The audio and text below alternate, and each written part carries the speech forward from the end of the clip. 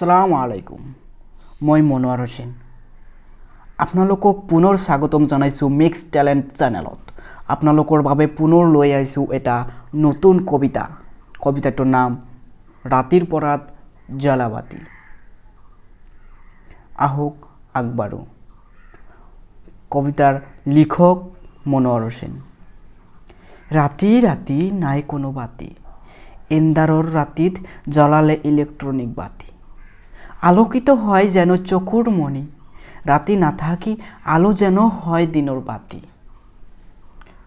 শব্দ নিৰাময় ৰাতিৰ হুবলা পৰা, মূৰত লাগি ধৰে নাপাহৰা সুৰ।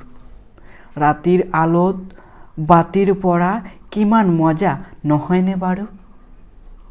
ৰাতি ৰাতি নাই কোনো বাতি, পৰা যেন হয় কিমান ক্ষতি। যদি নাথাকে ইলেক্ট্ৰনিক চাপ, নপৰাৰ কষ্ট যেন লাগি ধৰে গাত। ৰাতি ৰাতি নাই কোনো বাতি, ৰাতিৰ পৰাত জ্বলে যেন বাতি। এইখিনিতেই মোৰ এই কবিতাখন শেষ কৰি দিছোঁ।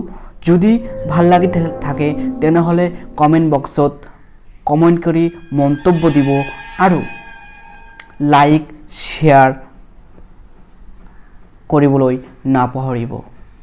আৰু এটা কথা, যদি মোৰ এই ভিডিঅ'বিলাক অতি আগতে পাবলৈ ইচ্ছা থাকে তেনেহ'লে মোৰ এই চেনেলটো এতিয়াই ছাবস্ক্ৰাইব কৰি দিব পাৰে।